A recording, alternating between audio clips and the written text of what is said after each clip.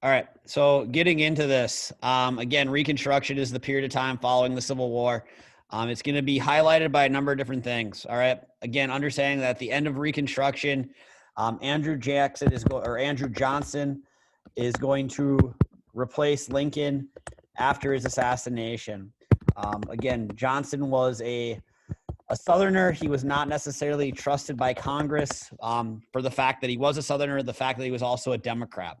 So Andrew Johnson, following the assassination of Lincoln, is going to become president of the United States. So now we have this transitional period following the Civil War, where again, Republican Party, especially in the Union, had been the predominant party. And now following the Civil War, we have a Democrat president who is also a Southerner. So again, there's going to be some tension, especially between Congress and between our president. Again, Reconstruction is the time period following the Civil War. We are looking at the restoration of the Union, bringing the rebelling states back into the Union, and the physical reconstruction of the South. Again, most of the Civil War was fought in the southern states. So, you know, a good percentage of the southern United States is going to have to be fixed. Like physically, it's going to have to be reconstructed. Again, being on time for Zoom is also important, okay? I hate wasting time. All right. But the physical reconstruction of the South is also something that is going to happen. We also look at life after slavery.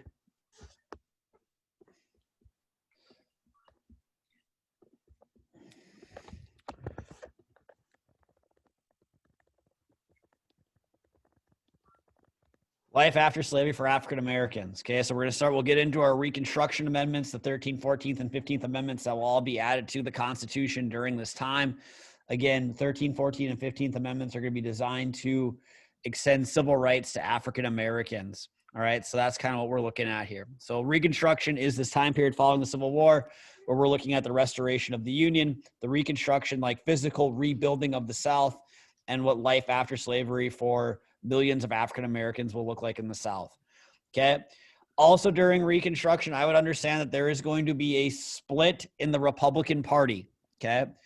The Republicans were divided over what Reconstruction should look like. All right. So we're going to have moderate Republicans like Lincoln, who wanted to restore the Union. Obviously, slavery is going to be abolished with the 13th Amendment.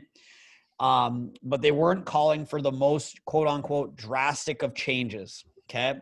The radical Republicans, on the other hand, where it was the section of the Republican Party that called for most drastic changes following the Civil War. Okay. Some of these included punishing the South. Okay. That was a big thing of the radical Republicans, is they wanted the Confederate states and the Confederate leaders, they wanted them punished, thrown in jail.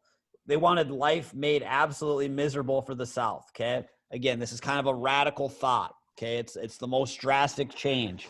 All right. Punishing the South and extending full civil rights to African Americans, including the right to vote. All right. There was a lot of split in the Republican Party over that. Should African Americans, newly freed African Americans, should they have the right to vote? All right. That was a big, big topic. All right. So that's where another issue where the Republican Party will split. The leader of this Hey, I marked Gannon Ramsey absent. He just showed up. So if you could fix that for me, that'd be great. Okay. Thank you so much. Bye. Okay.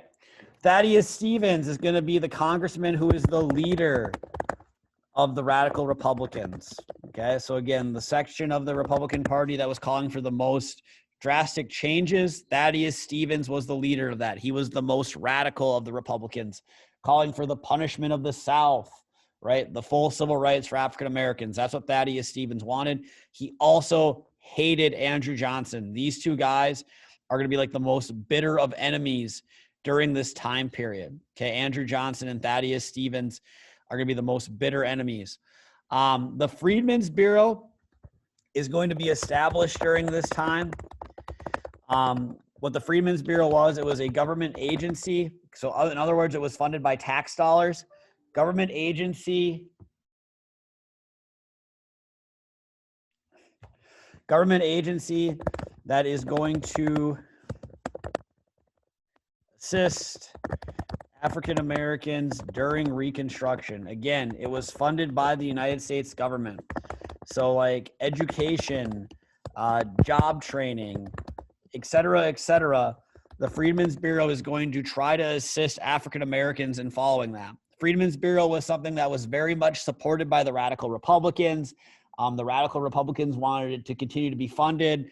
Andrew Johnson was somebody who would argue otherwise. Okay, we can look at, I have some primary sources pulled up here. I think these are the right ones. We can double check. But Andrew Johnson had some very, very strong feelings about the Freedmen's Bureau. He did not believe that it was necessary. Where is it? This must be the wrong source set. Anyways, but Andrew Johnson did not support it. Andrew Johnson thought that the Freedmen's Bureau was kind of it was kind of a waste in his mind, because the United States had spent billions of dollars fighting the Civil War, like lots of money. And now his argument was that African Americans were free. Why else do we need to spend money on this? Okay. But again, Freedmen's Bureau was something that was very much supported by the Republican Party, especially the radical Republicans. Okay. So understanding what the Freedmen's Bureau was. Okay. Following the Civil War, again, we're in Reconstruction. The other thing that's going to happen here too is the Southern states are going to start trying to place laws on African Americans that limited their rights. So the Black Codes, as they were called, Southern state laws, and again, the former Confederate states is who we're thinking of here, Southern state laws that attempted to limit the rights of African Americans, newly freed slaves. All right. I do know I have some of those examples here pulled up in the source set. So if we're looking at, well, what exactly are you talking about here, Mr. Rowe? What are some of these examples of the Black Codes, right? So here are some examples of what some of these look like. Okay, these ones, this set here is from Louisiana. Okay, you can go through and you can look at these, right? So section 1 of this set of laws says that no African American, or the word that they use is Negro, shall be allowed to come within the limits of the city of Opelousas without special permission from his employers. Basically saying you have to have a permit to travel. Okay. Again, another example of these Black Codes says that, again, same group of people here shall be permitted, no one shall be permitted to rent or keep a house within the town limits under any circumstances, right? I mean, you just kind of go through and you look at some of these. Another one saying that no freedman who is not in the military shall be allowed to carry firearms. Okay, again, these Black Codes were very much attempted by the Southern states to limit the rights of African Americans. That's what you need to know about the Black Codes. Again, they were state laws. They were not federal laws. The federal government at this time is trying to do more and more to extend rights to African Americans, and the South is trying to limit that.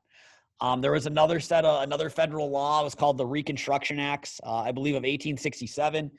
And during Reconstruction, I would understand that the Southern states, they were under like the military control of the Union. The Southern states were divided into 4 or 5 different districts, and a Union general headed each district, okay, to make sure that Reconstruction was happening the way that the federal government, the Republican Party, wanted it to, right? So there was a lot of tension between, even after the Civil War, and we're starting to bring these Southern states back into the Union.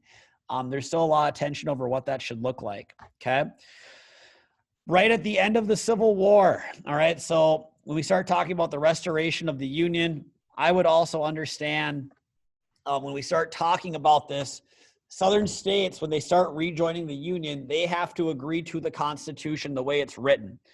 So right at the end of the Civil War, like in January of 1865, the Union states, again, the way we amend the Constitution is as long as 2/3 of both houses of the Congress and 3/4 of all the U.S. states agree to an amendment, that amendment gets added to the Constitution.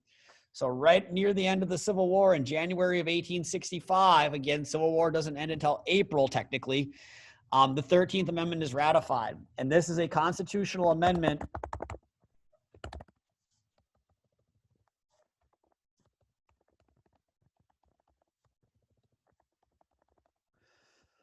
that abolished slavery in the United States. Okay, slavery is outlawed. 13th Amendment. Okay, so when the Southern states start rejoining the Union in 1865 and going forwards, they have to agree to the Constitution. So 13th Amendment, it abolished slavery. It took, almost 100 years since our Constitution was written to do it. But in 1865, the 13th Amendment will abolish slavery. Okay, abolished slavery. So slavery is no longer a thing in the United States after the 13th Amendment, even though the Southern states are going to attempt, to really limit the rights of African Americans. The 14th Amendment is going to get ratified later on. Okay, I think it was 1866, 1867, 1868, somewhere in there. But the 14th Amendment is super important. It is going to extend citizenship rights to all citizens, including African Americans. Now, I'm placing a star next to this because this amendment is where you had some of the biggest hang up between the Union Northern states, quote unquote, and the Southern former Confederate states. As a part of the Reconstruction plan, as the Southern states started to rejoin the Union, they had to agree to the 14th Amendment. Okay, they had to agree to it, that everybody living in the United States who was born here is a citizen regardless of their skin color. Therefore, they are entitled to rights that citizens have. That's the 14th Amendment. Okay, Southern states, think about the history. Very oppressive to this point towards African Americans. There was a lot of Southern states who did not want to rejoin the Union in their minds because of this 14th Amendment. That was one of the biggest hangups. I would know that. It's going to be on the quiz tomorrow. The Southern states did not like this. The other one that they really did not like, that's going to come about in 1870, is the 15th Amendment. Okay, this 15th Amendment, again, another constitutional amendment to the U.S. Constitution, extends voting rights to all men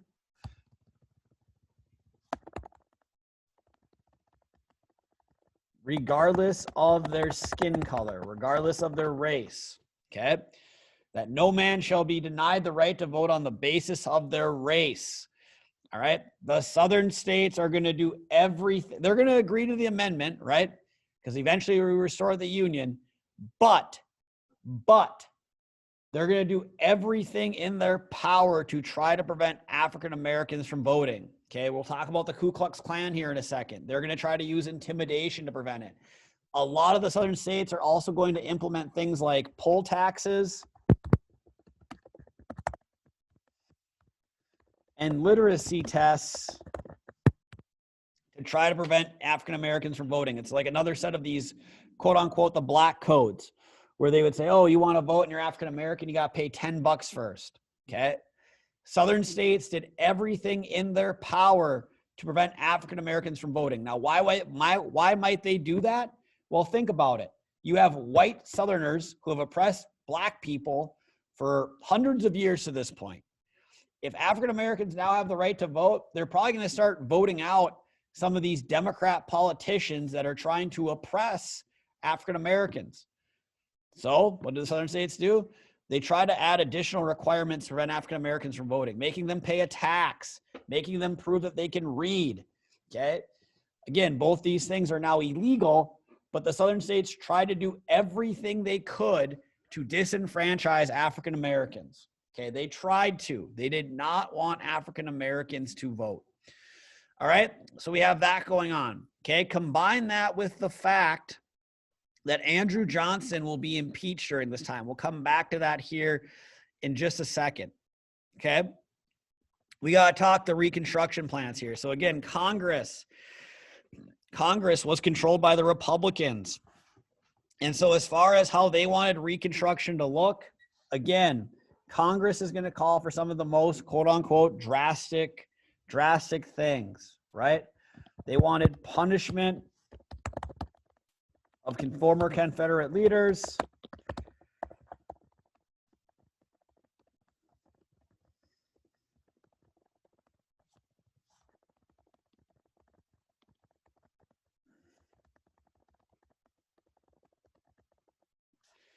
including the right to vote.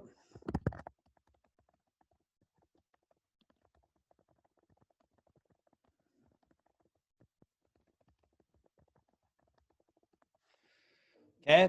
So again, those are some of the things Congress wanted, right? So again, they wanted the Confederate leaders punished. They were treasonous. They wanted full civil rights for African Americans, including the right to vote, which eventually comes in 1870 with the ratification of the 15th Amendment. And there will be the Confederate States will be placed into military districts. Okay. Johnson, the Democrat. Okay. And he actually is going to pardon most Confederate leaders. Okay, again, you hear about that term pardon. Pardon means to be completely forgiven of crimes. Pardon most Confederate leaders. Get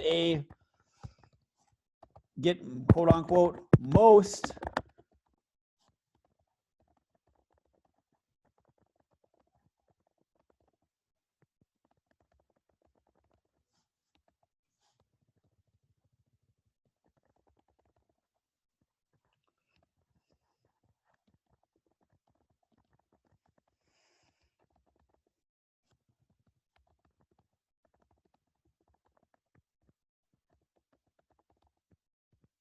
Okay. Again, Johnson as president, he's going to pardon most Confederate leaders. He wanted to get most, quote unquote, of the population of southern states to agree with the U.S. Constitution, even if it was a small percentage. Okay. And he did not believe after being freed from servitude, okay, he did not believe African Americans should have, other than being freed, he thought that was good enough. He did not think that African Americans should have any additional civil rights. Okay. So again, there's going to be a rift between Congress and Johnson. Again, we get into the Reconstruction Act of 1867. This is the federal law that I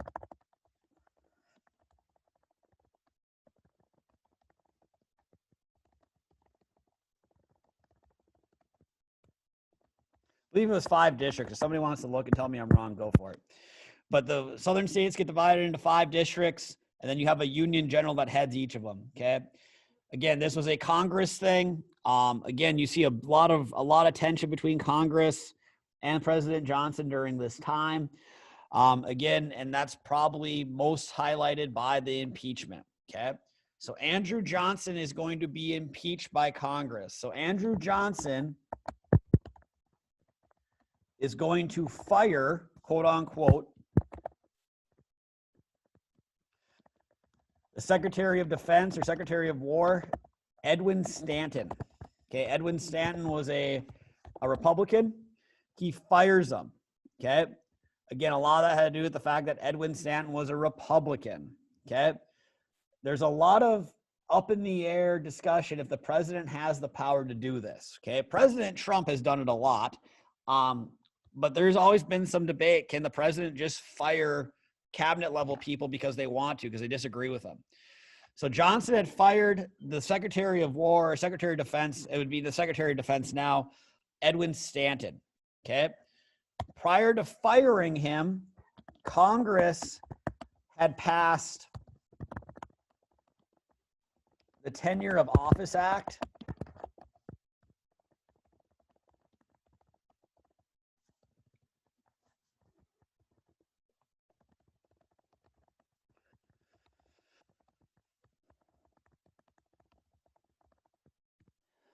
So Johnson fires Edwin Stanton. Before firing him, the Republican Congress had passed what was called the Tenure of Office Act, and that required the Senate to approve of any removals. Okay, which again, there's a lot of question on the constitutionality of that as well. But this was basically the Republicans' way of trying to control which people stayed in office and which ones didn't. Johnson did not believe Congress had the power to pass such a law, and so he decides to challenge it. Okay. Johnson is impeached.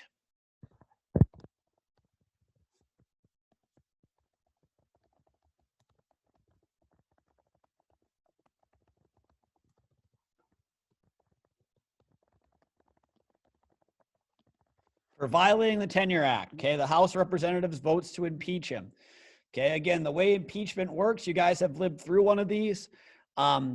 Johnson is impeached for violating this after he fires Stanton. Okay. It will go on to, this will go on to the Senate. Okay. Johnson is not removed.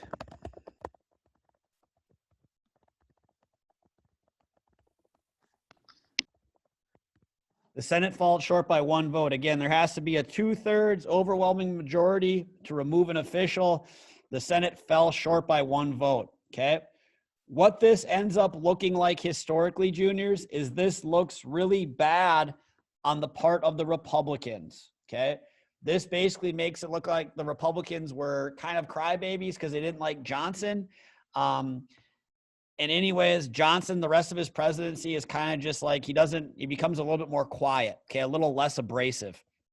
And what's going to eventually happen in 1868 is the former Civil War leader, Ulysses S. Grant's going to be elected. He was a Republican, and for a period of time, he will be much more popular in the United States. But early on in Reconstruction, again, lots of tension between Andrew Johnson and Congress, okay? Other things that we are going to see happen kind of moving along here. Again, the southern states that had been so reliant on agriculture and such, really up until this point, I would know that during Reconstruction, the South will start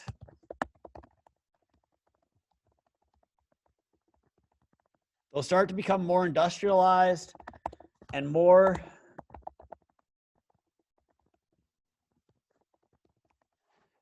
diversified agriculturally, okay? Again, the South for the longest time had been very reliant on their cotton, on their harvesting of cotton and the trade with Europe. Again, following the war, they're going to become more diversified. They're going to start growing other things other than cotton, okay?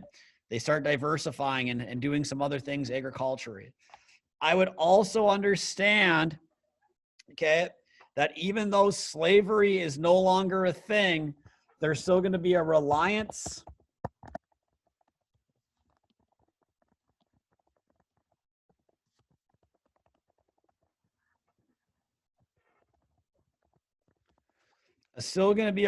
on African-American labor to work on farms. Okay, we'll talk about sharecropping here in a second, but one of the best examples of this is sharecropping, okay? Becomes very, very common in the South, all right? 2 other terms here to be familiar with, okay? What you're also going to see happen during Reconstruction is, again, we talk about politics. You have millions of newly freed African Americans living in the southern states, millions of them. So the other thing you're going to see happen here is you're going to see some Republican politicians, maybe like up and coming Republican politicians, who are going to move to the South with the hopes of getting voted into office. So carpetbaggers, which is an insult, were Republicans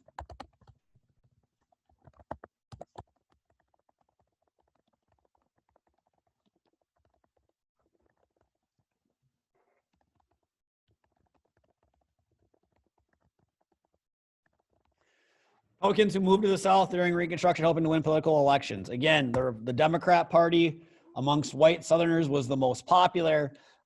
During this time, you're going to see some people are going to try to be opportunistic, and they're going to try to move to the South. Republicans who moved to the South during Reconstruction hoping to win elections.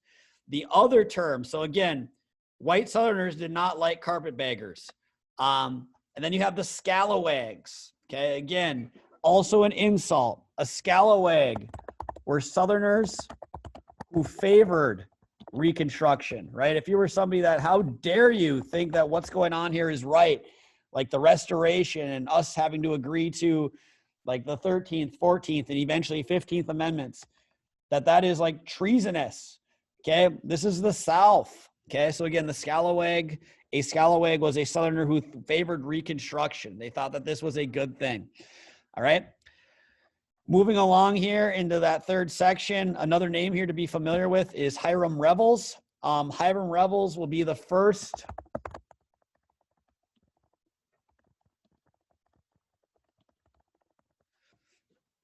African-American to be elected to serve in U.S. Congress, okay? From the state of Mississippi, I believe. Hiram Revels. So again, as African-Americans receive this right to vote, again, that is something that is very important, is knowing who that is. Okay. Another part of the Southern economy here that we had talked about was sharecropping. Okay. So what sharecropping was, okay, is African Americans who, again, all they had done for the longest time was farm. Most African Americans were not educated. They had never received an opportunity to have an education. And so for that reason, a lot of African Americans in the South, they're going to stay working on the farms. Okay. African Americans would rent land, supplies, and a small portion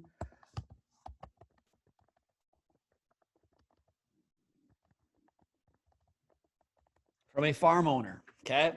So they would rent, a portion of the land, right? And they're going to farm it. They would buy all of their supplies and everything from the farmer. Okay.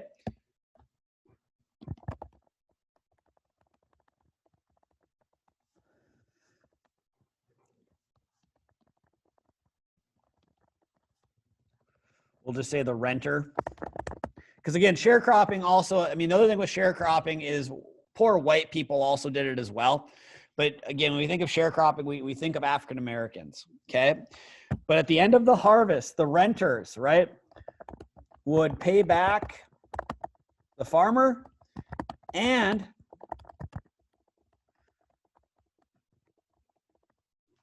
give them a portion of their profits, okay? So think about it this way.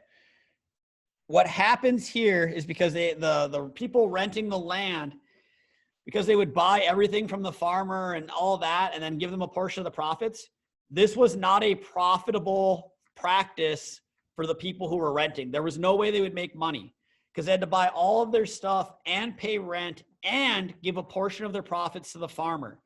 So here's what this leads to.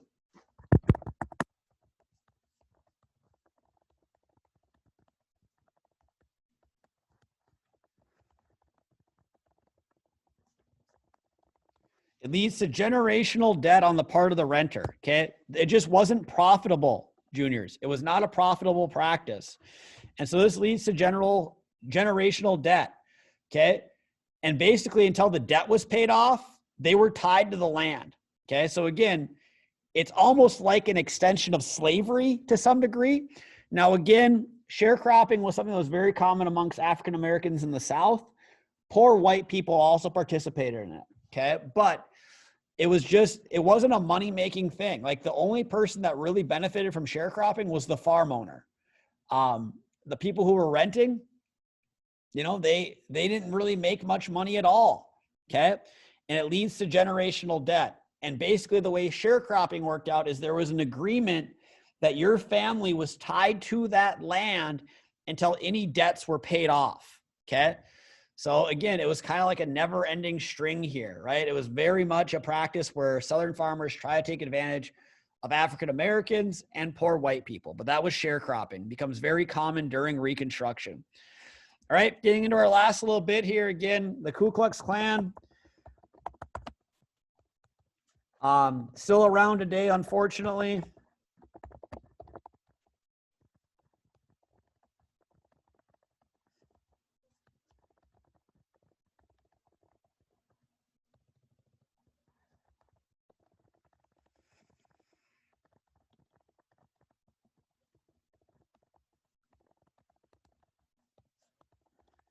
Okay, the Ku Klux Klan, again, we think of them in their racist thought process towards African Americans, but the Ku Klux Klan will form during this time. Again, a lot of their hatred directed towards African Americans. They did not want African Americans to vote. They did not want African Americans to hold high-paying jobs.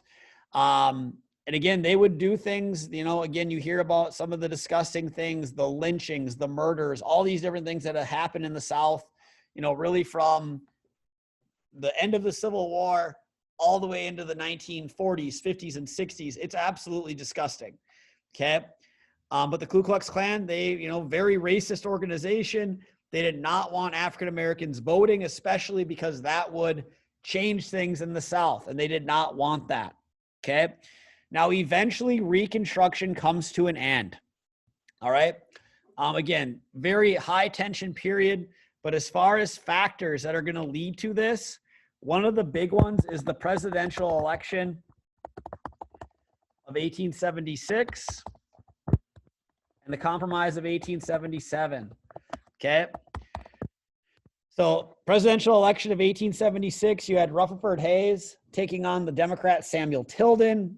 And again, we've seen this happen in the United States now a couple of times, most recently in 2016. But Samuel Tilden, the Democrat, is going to receive more popular votes than Hayes, the Republican. Okay. Now, again, understand that popular votes do not decide our presidential election. We use an electoral college. However, there was some irregularities. I don't know if you want to call it voter fraud or what you want to call it. There was some irregularities with the election, and there was like 20 electoral votes that were in question. And so what happens is Congress is going to form a committee to investigate. That congressional committee was very much a Republican committee.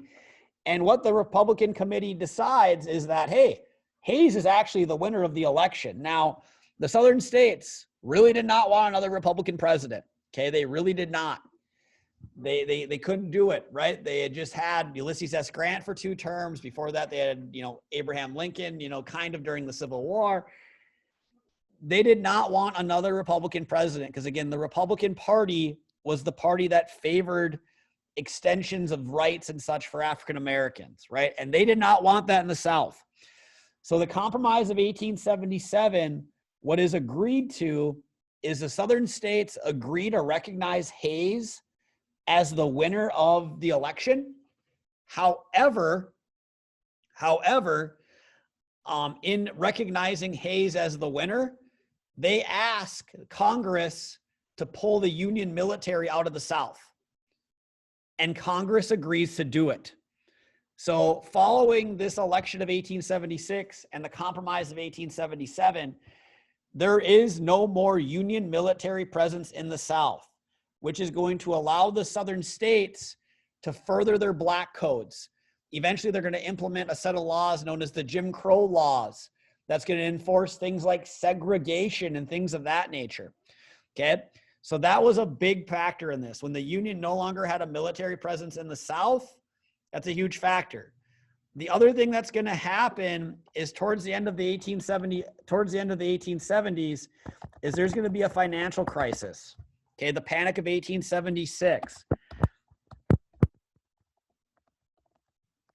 And basically what happens is the Republicans and the Democrats agree that, hey, Reconstruction, there's more pressing issues, right? Kind of like right now, COVID-19 is the big thing that our government's trying to deal with. At some point, I promise you, there will be a different issue that comes up. And the focus will eventually become less of COVID-19 and more of something else. That's the history of the United States, juniors, okay? But in the 1870s, there's this financial crisis, and that's what's really going to ultimately kind of turn the attention of Congress from Reconstruction and civil rights for African Americans to something else. Okay. So in a nutshell, that is Reconstruction. Just really quick. Stop.